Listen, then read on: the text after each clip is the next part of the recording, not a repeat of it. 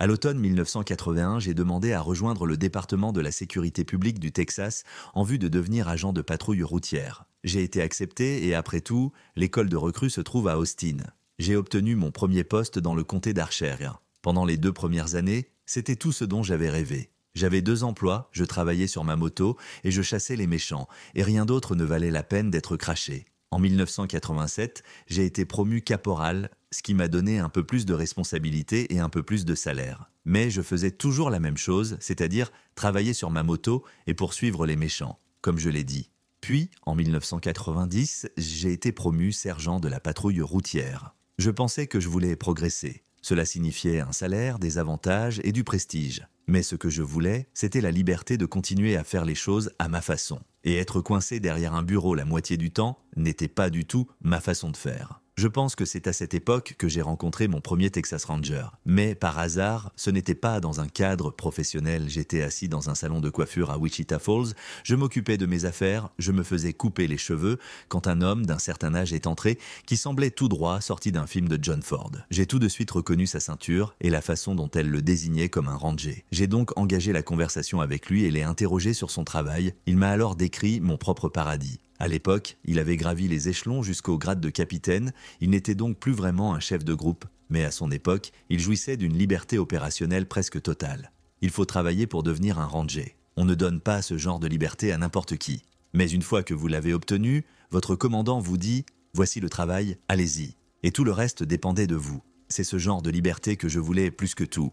Et d'après ce que j'ai pu voir, rejoindre les Rangers signifiait le garder jusqu'à ce que je sois trop vieux et trop usé pour faire mon travail. J'ai donc posé ma candidature. J'ai passé les tests pendant l'hiver 1991, j'ai été accepté au début de l'année 1992 et j'ai déménagé à Temple. Lorsque j'ai été affecté à la compagnie FDA, j'ai travaillé sur quelques dossiers avec un partenaire pendant un certain temps. C'est un peu comme une période probatoire où l'on apprend auprès d'un ranger plus expérimenté. Mais une fois que j'ai été licencié, je me suis débrouillé tout seul. Tant que je restais dans la légalité, j'étais libre d'enquêter comme je l'entendais. La seule chose qui comptait était de faire le travail. Mais comme le dit le dicton, cette liberté s'accompagne d'une grande responsabilité. Des responsabilités sous la forme d'affaires très inquiétantes, et voici la pire d'entre elles. Juste avant Noël 1992, une jeune fille de 15 ans, Katie Andrew, disparaît de son domicile à Houston.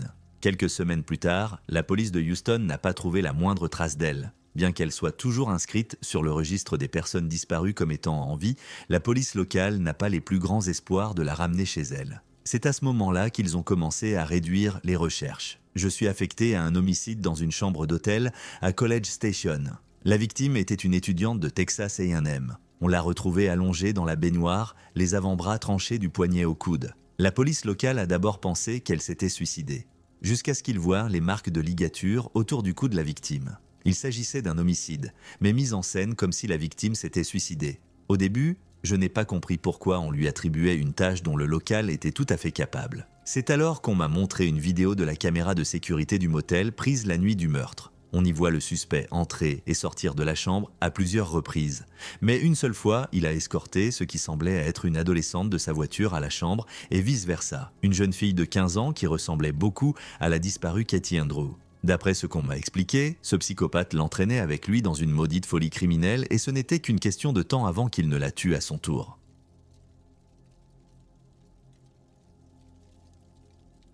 Et c'était mon travail d'empêcher que cela n'arrive. Nous avons eu un suspect potentiel presque immédiatement. On disait qu'il était membre d'une église marginale dans le comté de Kent, des gens vraiment étranges dans le Kent à l'époque. Et Jonathan lui-même avait eu plusieurs démêlés avec la justice.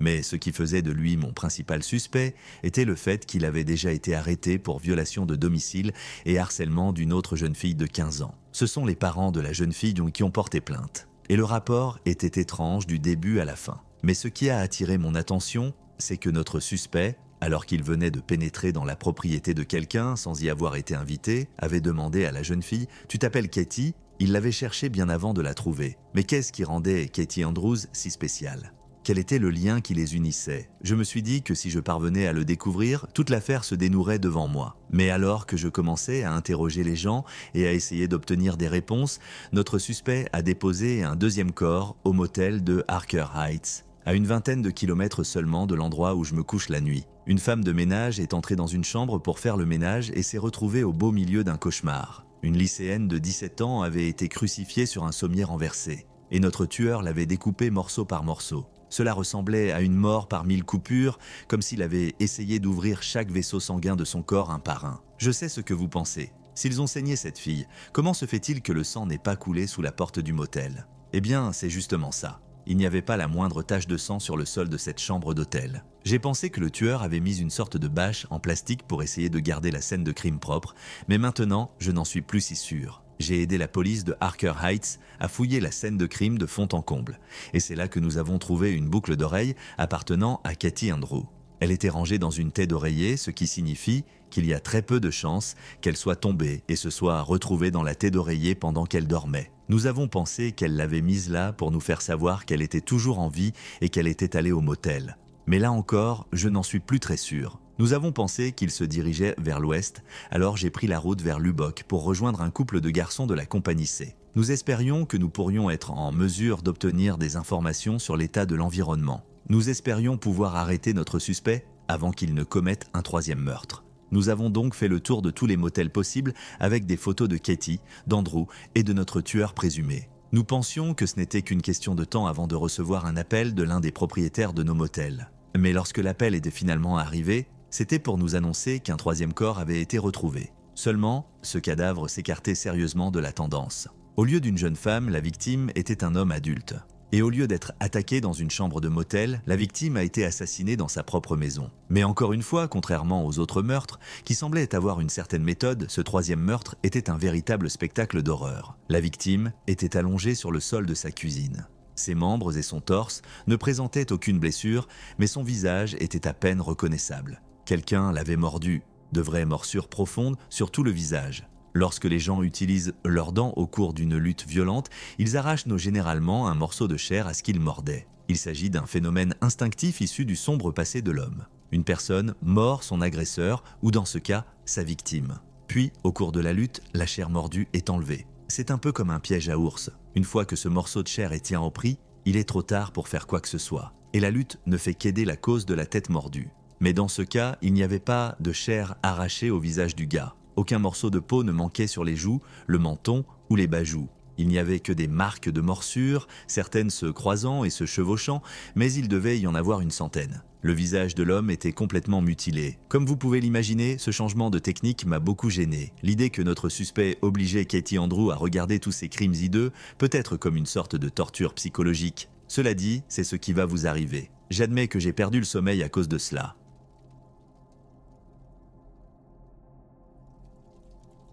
Mais lorsque le rapport d'autopsie est revenu et que nous avons lu les conclusions du coroner du comté, tout a changé. Selon le rapport, les traces de morsures sur le visage de la victime étaient légèrement trop petites pour avoir été faites par un homme adulte. Le médecin légiste a plutôt suggéré que les morsures appartenaient à une personne beaucoup plus jeune, quelqu'un qui n'avait pas encore fini de se développer. Je ne voulais pas le croire. Je pense que personne ne voulait le croire. Mais les preuves étaient là, sous nos yeux. Soit notre suspect avait essayé de nous déstabiliser en changeant de visage et en utilisant un dentier, soit notre victime d'enlèvement n'était pas aussi victime que nous le pensions. À ce stade, j'avais jeté par la fenêtre toutes les idées préconçues que j'avais emportées. L'idée que Katie ait été une fugueuse a été écartée dès le début de l'enquête. C'était une élève moyenne, une enfant calme, qui se laissait facilement mener d'après ses parents. Et comme le suspect avait l'habitude de harceler des filles, prénommées Katie, j'ai pensé qu'il s'agissait d'un enlèvement pur et simple et que la petite Katie était tout simplement trop effrayée pour essayer de s'échapper. Dieu sait que si l'une des premières choses qu'elle a vues a été son ravisseur en train d'étrangler une autre fille la mort, il est logique qu'elle ait été terrifiée et qu'elle ait dû se plier à ses ordres. Mais si c'était vraiment les marques de morsure de Katie sur le visage de notre troisième victime, alors peut-être qu'il était parti et qu'il avait déclenché une sorte d'interrupteur en elle. Si c'était le cas et qu'elle cessait soudainement de vouloir être trouvée, mon travail devenait beaucoup plus difficile. Supposant qu'il ne voulait plus être vu, nous avons cessé de diffuser des photos de Katie et nous nous sommes concentrés sur les photos et les portraits robots de notre suspect et du véhicule que nous le soupçonnions de conduire. Avec l'aide du shérif et des services de police locaux, nous avons inondé la zone située entre Killeen et Odessa d'autant d'informations que possible et nous avons demandé à tout le monde et à son chien de garder un œil sur notre suspect, ou plus précisément sur son véhicule. Et cela a porté ses fruits. Le 27 février 1993, j'ai reçu l'appel qui a clos l'affaire. Un adjoint du bureau du shérif du comté de Sterling m'a envoyé un message sur mon beeper, me demandant de le rappeler. Il me dit alors qu'un citoyen inquiet avait donné un tuyau concernant l'affaire Katie Andrews. Ce citoyen affirmait avoir vu un camion pénétrer sur un petit chantier de construction situé juste à côté de la route 87. Il a trouvé cela étrange car l'endroit était toujours désert le week-end.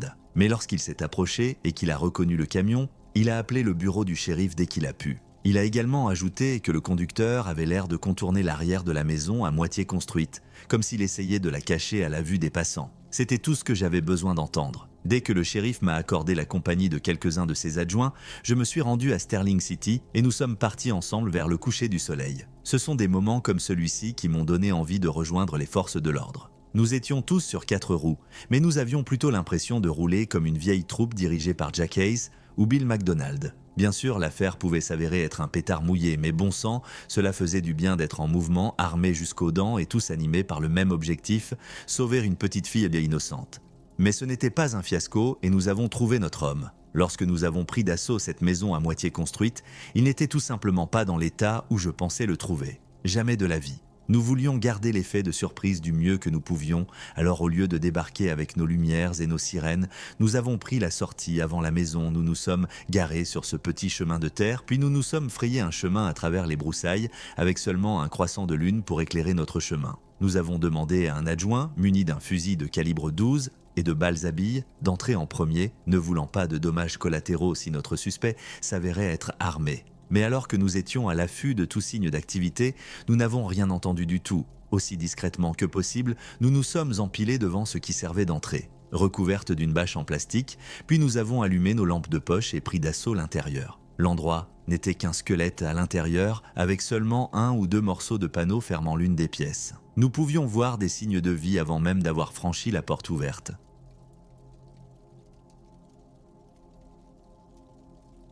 Des emballages jetés, des canettes de soda vide, ce genre de choses. Mais nous ne pouvions pas voir ce qui se passait à l'intérieur tant que nous n'étions pas dans la pièce. Ou ce qui était censé être une pièce en tout cas. L'adjoint avec le fusil à pompe est entré en premier et il a reculé à la vue de quelque chose avant de laisser échapper ce message du bureau du shérif. « Montrez-moi vos mains ». Il était loin d'avoir le cœur à l'ouvrage et je suis surpris qu'il ait pu sortir les mots pour commencer. Parce que quand je l'ai vu, je vais être honnête, ça m'a coupé le souffle. Notre suspect était suspendu par le cou à l'une des poutres au-dessus de nos têtes. Il n'avait pas l'air d'être mort depuis longtemps. Il était dans un état lamentable, mais il avait encore l'air frais. Dans les films, je suis toujours choqué lorsque quelqu'un tombe sur un pendu et qu'il a l'air d'une belle image. Parce que dans la vraie vie, c'est la chose la plus laide que l'on puisse souhaiter voir. Mais juste à sa cheville, s'accrochant à lui et semblant pleurer, se trouvait ce qui semblait être une adolescente. J'ai soudain compris pourquoi notre homme était si réticent à tirer. Mais il s'est avancé en disant quelque chose de doux, comme si tout allait bien se passer.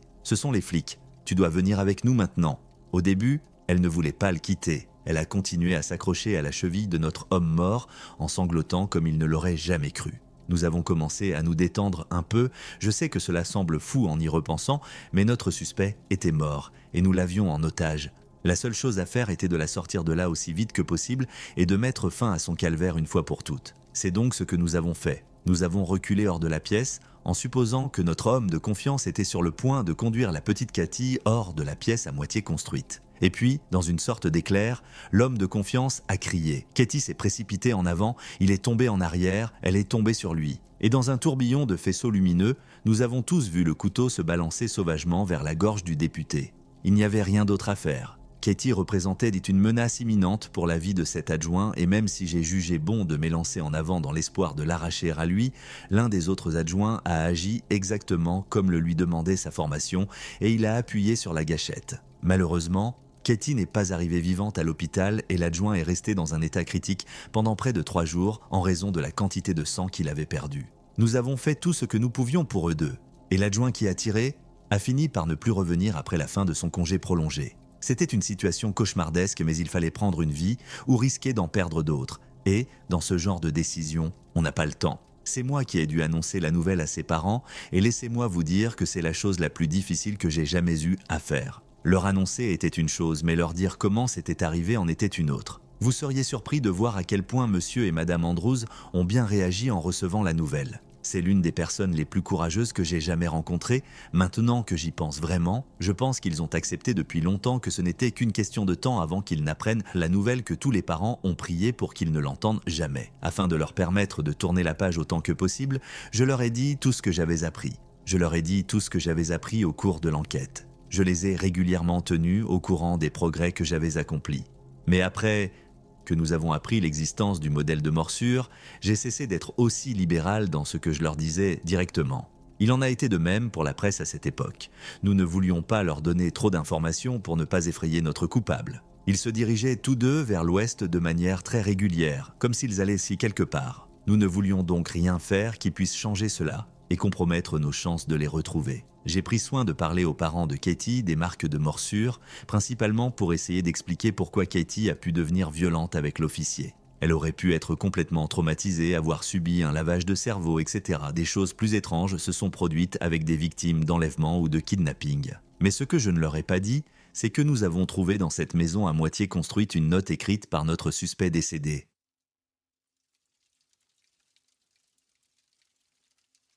Nous avons d'abord pensé qu'il s'était pendu parce qu'il ne voulait pas aller en prison. Nous avons pensé qu'il avait entendu ce qu'il faisait au Chômeuse à Huntsville, mais son mot disait le contraire. J'ai regardé cette note de très nombreuses fois au fil des ans, tellement de fois que je peux presque l'écrire de mémoire. Elle disait « Attrapez le Mescalero, trouvez Palmer, il peut vous aider, sinon suicidez-vous. Si vous ne le faites pas, ça continuera à se produire, et ça ne s'arrêtera jamais. Je suis désolé Katie, je ne sais pas ce que cela signifiait à l'époque, et pour être honnête, je ne le sais toujours pas. Mais pour ce qui est d'en parler aux parents de Katie, ils avaient déjà assez de questions sans réponse pour que je ne veuille pas leur en poser une autre. Avant de partir, je leur ai promis de découvrir pourquoi Katie avait été enlevée et où elle avait été emmenée. Une promesse que je n'ai pas pu tenir. Lorsque j'ai finalement réussi à me glisser dans mon lit au petit matin de ce dimanche, j'avais tout un plan en tête. J'allais trouver d'où ce gamin tirait son argent. Parce qu'un chômeur qui avait un peu moins de 1000 $ en liquide sur lui au moment de sa mort, cela soulevait beaucoup de questions. Ensuite, j'allais découvrir qui était Palmer en parlant à des garçons du Nouveau-Mexique, car Dieu sait